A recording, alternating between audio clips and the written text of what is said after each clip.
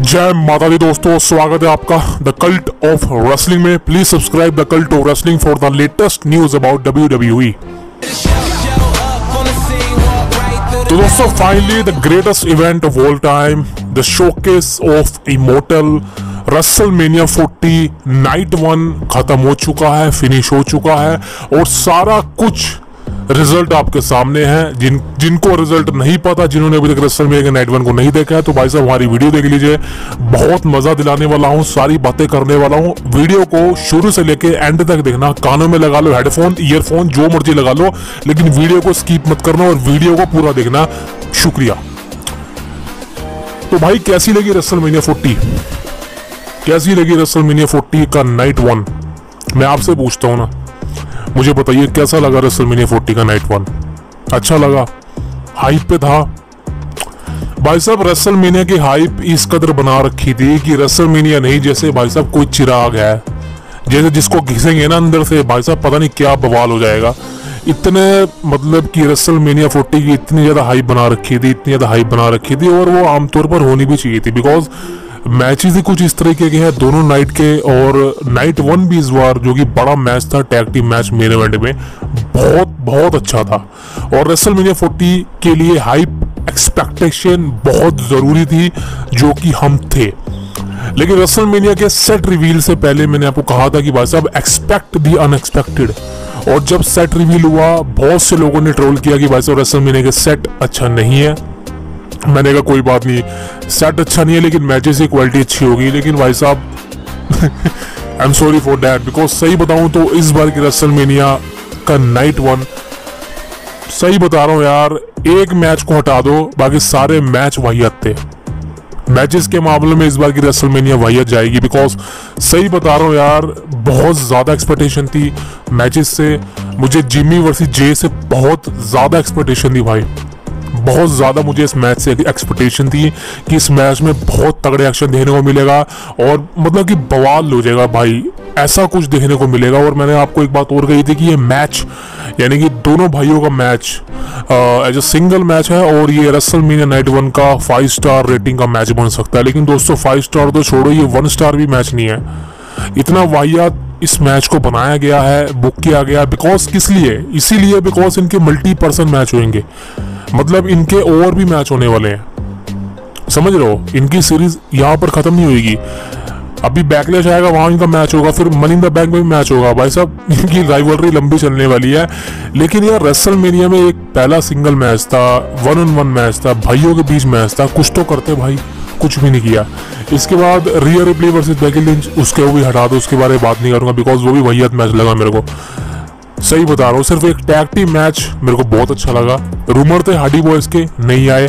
उसके बाद डायरेक्ट बात करते हैं एज अ मेन इवेंट की। मेन इवेंट में तो बवाल हो गया।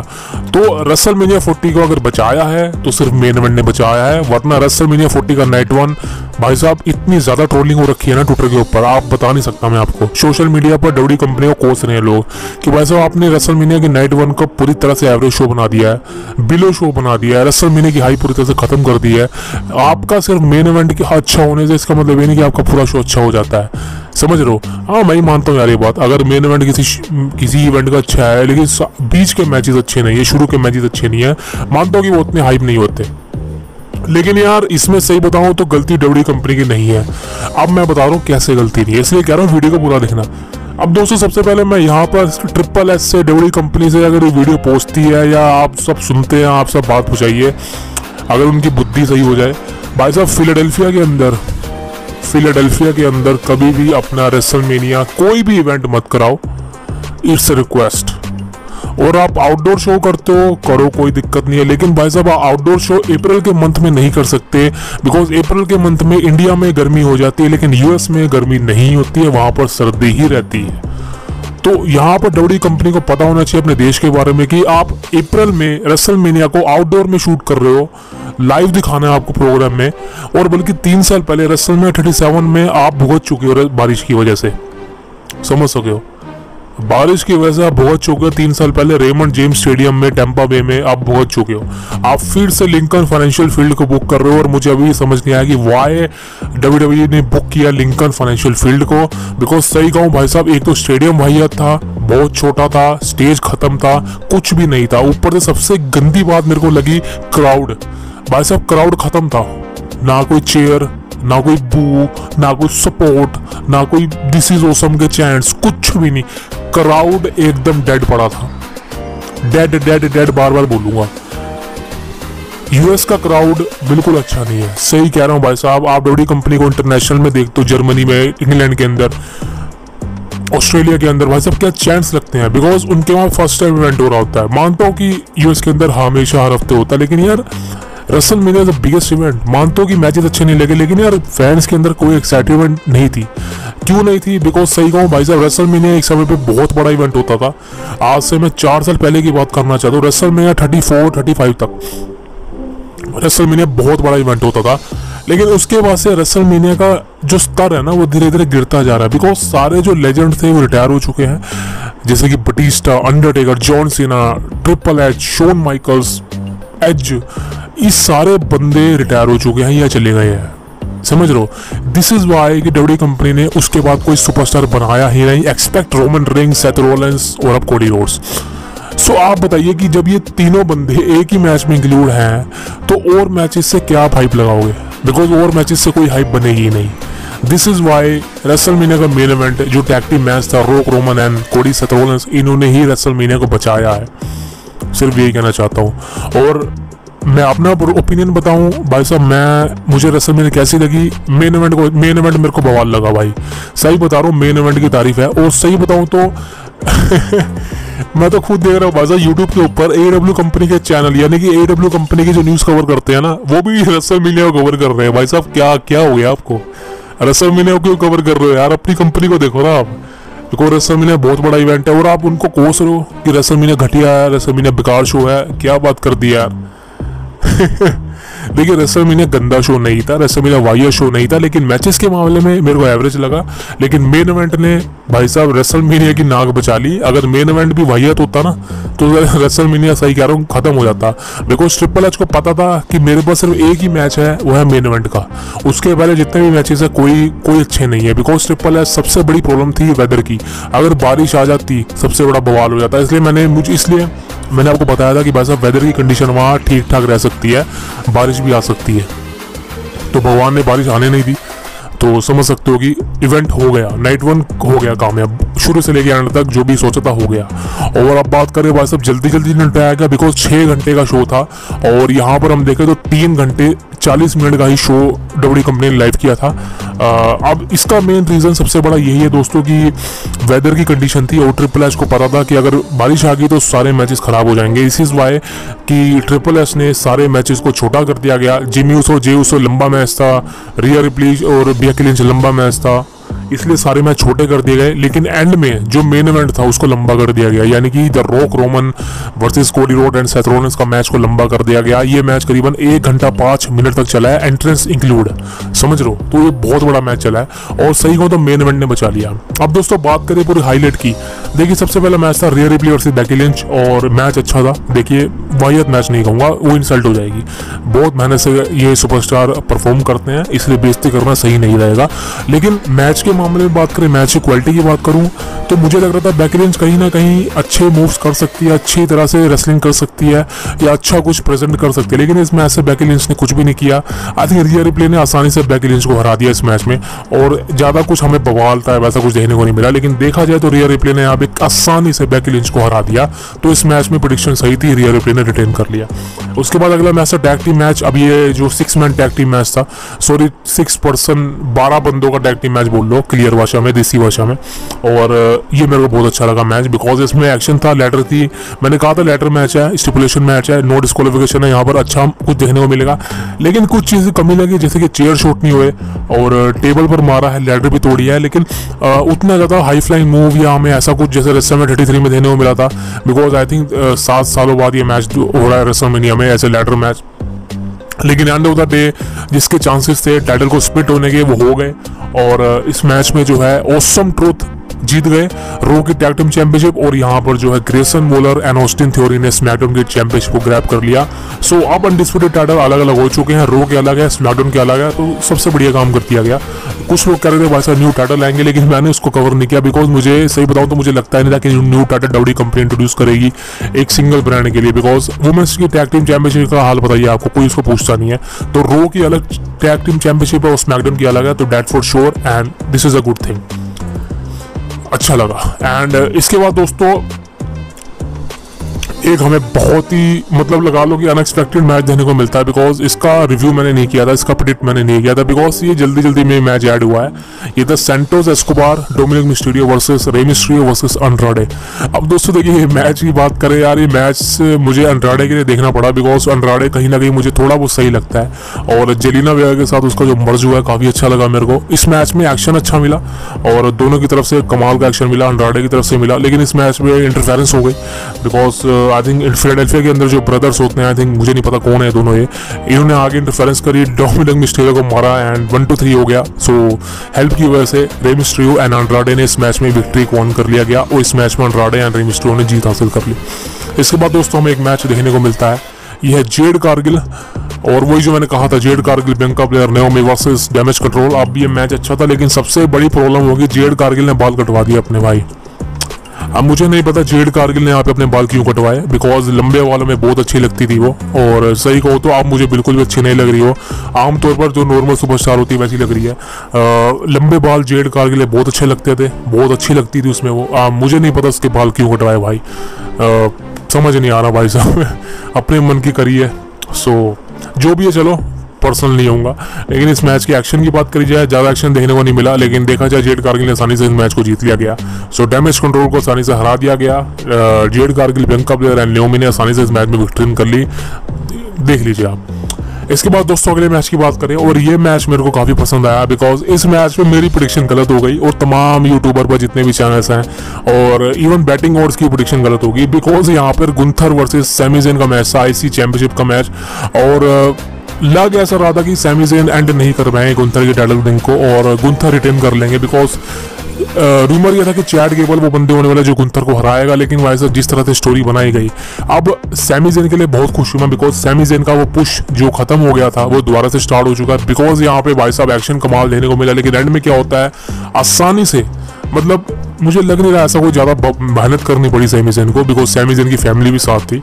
और मुझे सबसे बढ़िया मोमेंट पता कब लगा, बिकॉज मुझे पता था कि इस मैच में गुंथर टाइटल रिटेन करेगा, मुझे पता था सैमी ज़ेन हरा नहीं पाएगा, सैमी ज़ेन हार जाएगा, लेकिन जब सैमी ज़ेन की जो वाइफ थी वो रिंग साइड पर बैठी थी और अपने बच्चे के साथ वो बोल रही थी गुंथर को कि यू आर फिनिश, एंड खत्म हो जाएगा तू, भाई साहब तब मेरे दिमाग में बात आ गई कि अगर इसने ये बात बोल दी है तो भाई साहब क्लियर कट है सैमी ज़ेन जीत जाएगा।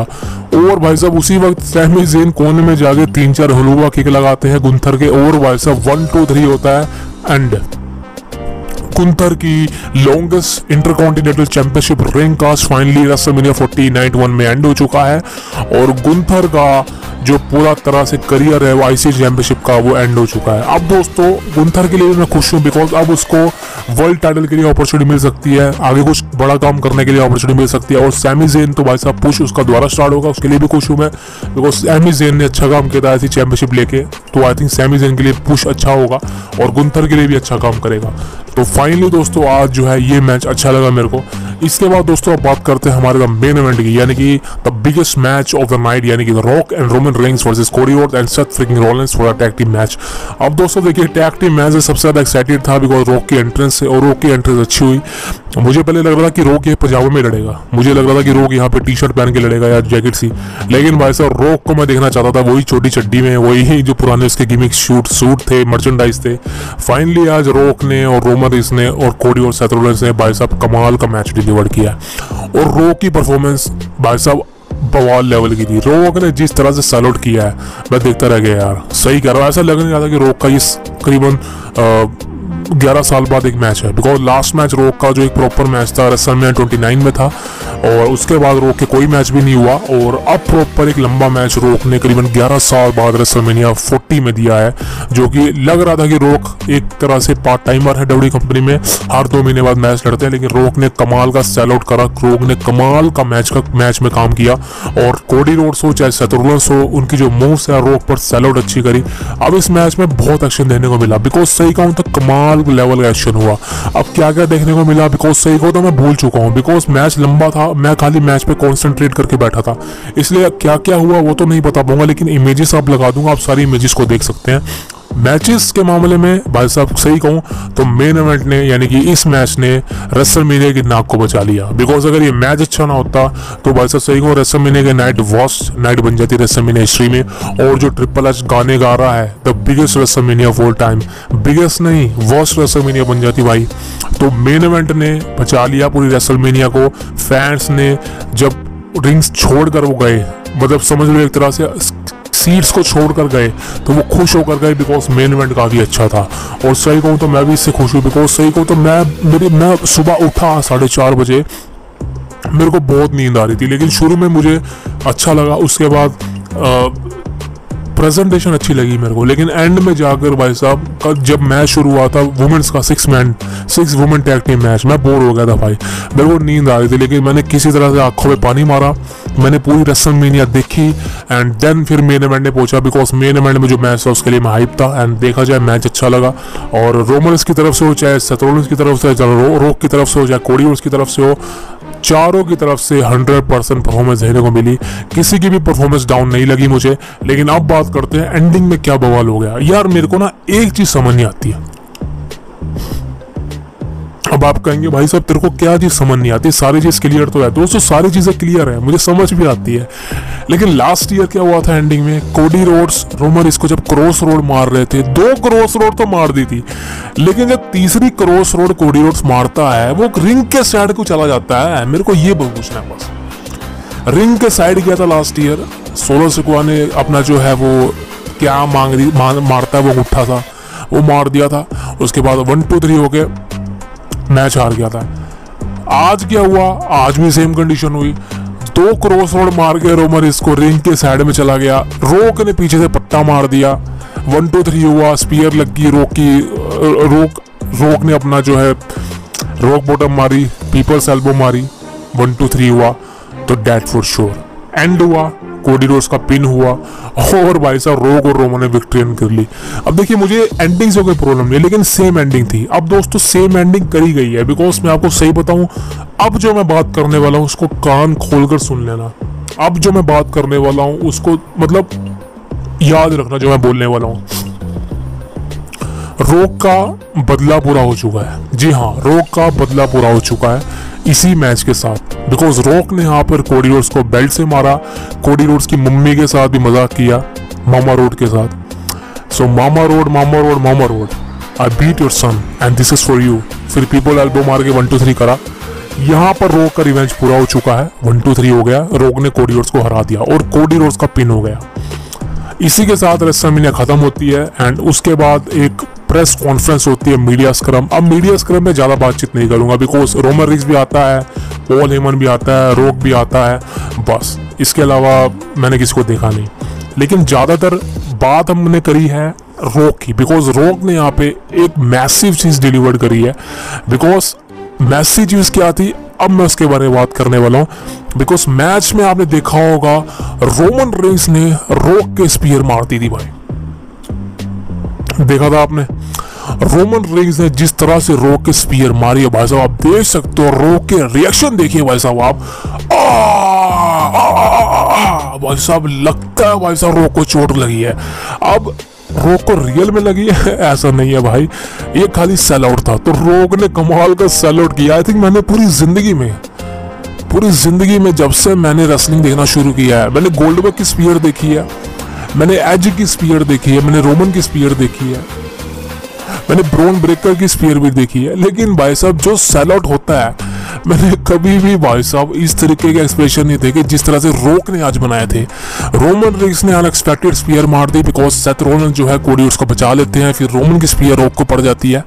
अब इसी बारे में मैं अगली वीडियो में बात करूंगा, बिकॉज रेसलमेनिया नाइट 2 की परफेक्ट एंडिंग लेके आने वाला हूं। अगली वीडियो आएगी, लेकिन भाई साहब एंड में बात सिर्फ ये कहना चाहता हूं, कल की वीडियो में वो सॉरी कह रहा, कल की रेसलमेनिया में रिटर्न होगा। जी हाँ, किसका रिटर्न होगा यहाँ पे? द बीस्ट ब्रॉक लेसनर का। अब आप कहेंगे भाई साहब तू बहुत बड़ी बात बोल रहा है, बिकॉज आज तो रिटर्न नहीं हुआ। दोस्तों अभी नाइट 2 बाकी है और मेरा दिल कह रहा है कि ब्रॉक आएगा, मेरा दिल कह रहा है यार। अब देखिए मैं कंफर्म नहीं बोलूंगा, लेकिन मैं प्रिडिक्ट करूंगा। मैं ऑलरेडी प्रिडिक्ट कर चुका हूं कल की वीडियो में कि यहाँ पर ब्रॉक लेसनर आएगा। मैं दोबारा से प्रिडिक्ट करूंगा अगली वीडियो में कि वो आएगा या नहीं। लेकिन मीडिया स्क्रम में आज जब ट्रिपल एच से पूछा जाता है अनएक्सपेक्टेड चीज एक जर्नलिस्ट के थ्रू कि ब्रॉक लेसनर का रिटर्न कब होगा, सो ट्रिपल एच के हाव में देख रहा था भाई साहब। ट्रिपल एच कहते हैं कि रॉयल रंबल में ब्रॉक रिटर्न करने वाला था, लेकिन उस वक्त कुछ प्रॉब्लम हो गई, शेड्यूल की प्रॉब्लम हो गई।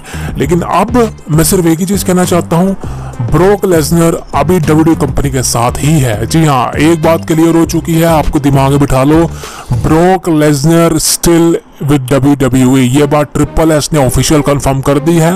ये बात मैं आपको 1000 बार बोल चुका हूं कि ब्रॉक लेसनर डब्ल्यूडब्ल्यूई कंपनी में रिटर्न करेगा, वहीं आएगा। सुन लिया, मेरी बात सच हो गई। ट्रिपल एच ने कंफर्म कर लिया कि Brock Lesnar still contract with WWE, he is not gone from WWE. लेकिन ब्रॉक लेसनर इस समय अपने घर पर है, आराम कर रहा है। ही इज अ ब्रॉक, वो जो करता है अपनी मर्जी से करता है, और जब उसको आना होगा वो आ जाएगा। लेकिन अभी के हिसाब से ब्रॉक डब्ल्यूडब्ल्यूई कंपनी के ही साथ है, जो ट्रिपल एच ने कंफर्म कर दिया, मतलब ब्रॉक लेसनर का रिटर्न होगा। अब कैसे होगा, कब होगा, ये मैं कल की अगली वीडियो में बात करूँ। कल निकल रहा है यार, बिकॉज हर रोज एक वीडियो लाता हूँ, लेकिन आज 2 वीडियो आएंगी, बिकॉज समझ लो यार रेसलमेनिया यार नाइट 2 है, मजा आने वाला है। और अगली वीडियो में भाई साहब बवाल लेवल की चीजें करने वाला हूँ, इसलिए वीडियो को देखना जरूर। तो आज के रेसलमेनिया की सिर्फ एक ही चीज कहना चाहता हूँ यार, रेसलमेनिया अपने आप में एक शोकेस है, एक शोकेस ऑफ इमोर्टल है। लेकिन आज की रेसलमेनिया जिस तरह से शुरू हुई और जिस तरह से खत्म हुई, शुरुआत अच्छी थी, खत्म भी अच्छा हुआ, लेकिन एंड में मैच में स्पीच के कुछ मैच मेरे को पसंद नहीं आए। और आई थिंक इसमें ट्रिपल एच की डब्ल्यूडब्ल्यूई कंपनी की कोई गलती नहीं है, बिकॉज उसके बारे में बाद में बात करूंगा। लेकिन रिव्यू था, हाईलाइट थी। तो आज की रेसलमेनिया देखा जाए तो कहीं ना कहीं मेन इवेंट की वजह से बच चुकी है। अब देखना होगा कल क्या होता है, कल नाइट 2 में क्या होता है, उसके बारे में अगली वीडियो में बात करता हूँ। तब तक के लिए बहुत बहुत धन्यवाद दोस्तों, and please subscribe the cult of wrestling for the latest news about WWE. जय माता दी। मिलते हैं आपसे कल की वीडियो में, अगली वीडियो में सॉरी। एंड चैनल पे बने रहना भाई, कंटेंट आने वाला है, समझ लो। अपने और अपने भाव का ध्यान रखें। See you tomorrow guys, see you next guys.